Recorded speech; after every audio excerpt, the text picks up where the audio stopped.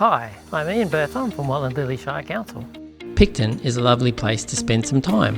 A big part of what makes Picton special is Stonequarry Creek that winds its way through the centre of town and the green rolling hills everywhere you look.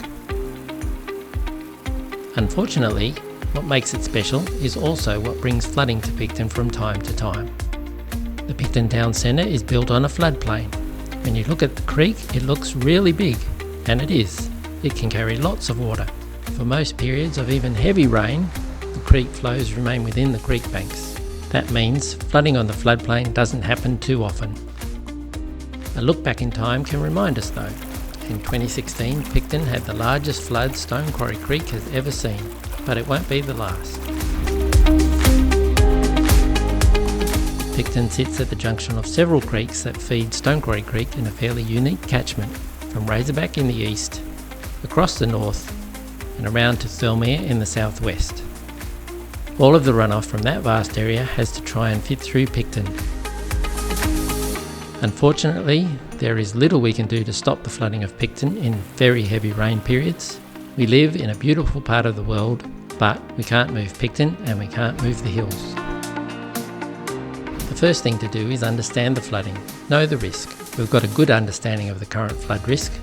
We've looked in detail at the history of rainfall and flooding in Picton as far back as the 1800s.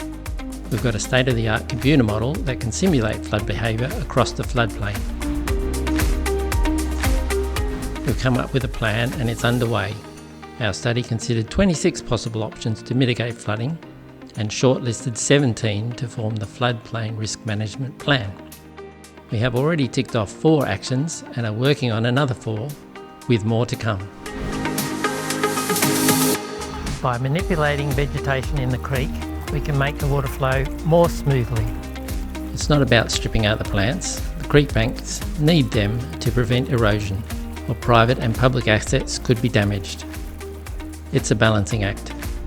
The good news is we've already been doing this for about 20 years. We're also looking at other actions that may reduce flood heights, such as a basin upstream. However, there is no guarantee that this will have a positive impact.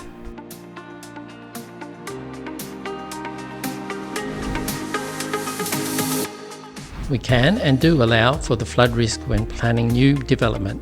We have planning controls to stop inappropriate development within the floodplain. The most important thing we can do is to work together so the community and our local businesses are prepared if a flood event strikes. Unfortunately, we need to accept that flooding can and will happen again, but being prepared can help reduce potential damage. Be prepared and make sure you have a flood emergency plan.